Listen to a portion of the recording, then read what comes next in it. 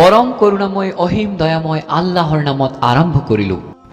যিসকলে নিজৰ ধন সম্পদ আল্লাহৰ পথত ব্যয় কৰে সিহঁতৰ উদাহৰণ শস্যৰ এটা বীজৰ দৰে, যিটোৰ পৰা 7টা হিজা ওলায়।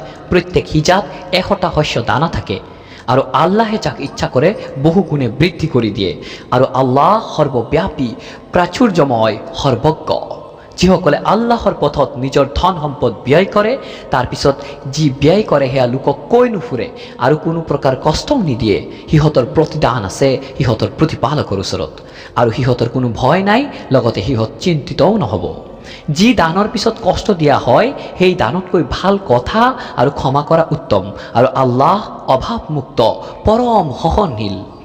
হে ইমানদাৰসকল, দানৰ কথা কৈ ফুৰি আৰু কষ্ট প্ৰদান কৰি তোমালোকে নিজৰ দানক সেই ব্যক্তিৰ দৰে নিষ্ফল নকৰিবা যিয়ে নিজৰ সম্পদ লোকক দেখুৱাবলৈ ব্যয় কৰে, আল্লাহ আৰু আখিৰাতৰ প্ৰতি বিশ্বাস পোষণ নকৰে। ফলত তাৰ উপমা হৈছে এনেকুৱা এটা মসৃণ শিলৰ দৰে, যাৰ ওপৰত অলপ মাটি আছে, তাৰপিছত ধাৰাসাৰ বৰষুণে সেইটো পৰিষ্কাৰ কৰি দিয়ে। ইহঁতে যি উপাৰ্জন কৰিছে তাৰ একোৱেই নিজৰ কামত খটুৱাবলৈ সক্ষম নহয়, আৰু আল্লাহে কাফিৰ সম্প্ৰদায়ক হিদায়ত নকৰে।